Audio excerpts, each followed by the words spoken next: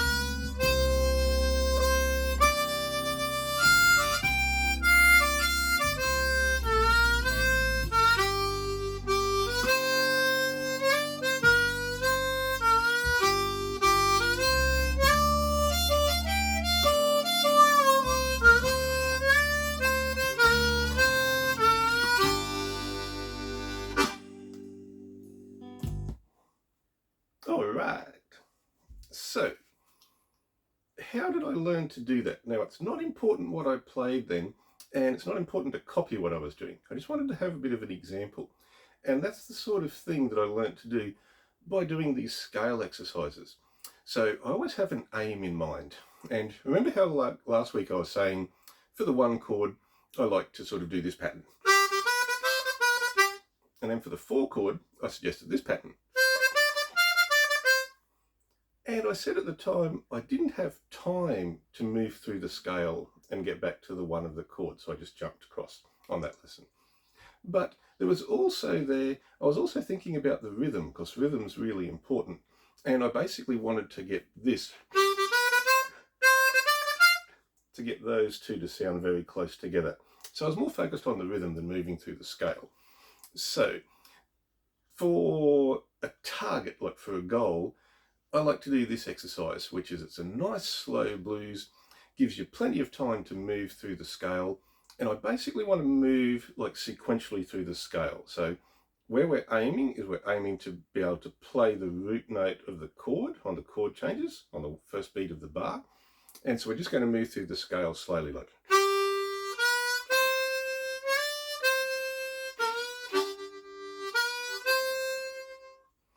Alright.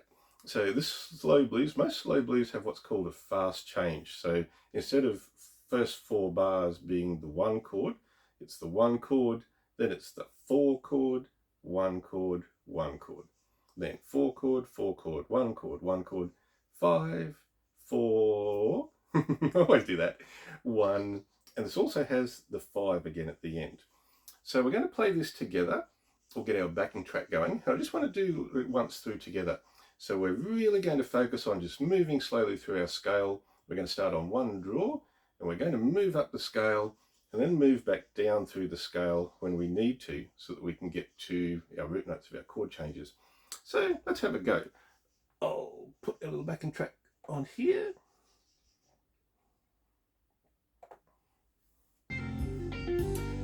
All right, 1, 2, and 3, and 4. Play along.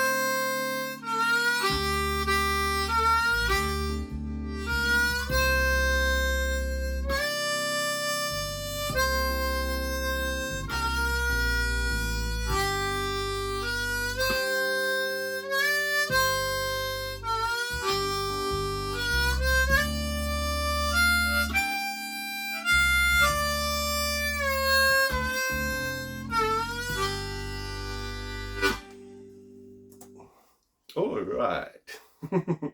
I'll tell you now, that's really hard. It's a very slow blues. It's quite difficult to keep that discipline. I've recorded this heaps. Part at the start, piece of cake. I just make that up for every time I play it. But yeah, keeping that structure is actually quite hard. So yeah, like, and that's why it's good to have like an exercise or something in mind. So if I've got that really slow 1 and 2 and 3 and 4, if you play that through the entire backing track, it's 13 minutes long. Well, that's a really long backing track. So while you're in there, basically you'll start to feel, I want to play something different. I've got all these notes to choose from, but it's still not what I want. I want to play something different. And you'll hear when I played, like especially the first one, but even on the second one, I had to change the rhythm. I had to change the tempo. And that's basically how I improvised a lot of things. So I have in my head my goal, which is to hit the root note of the chord on the first beat of every bar. Sometimes I might not achieve that. It doesn't matter.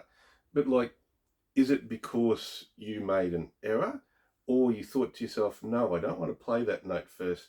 I want to play something else. So yeah, this is a really good exercise. Nice slow blues. Get out there, play through your scale nice and slowly.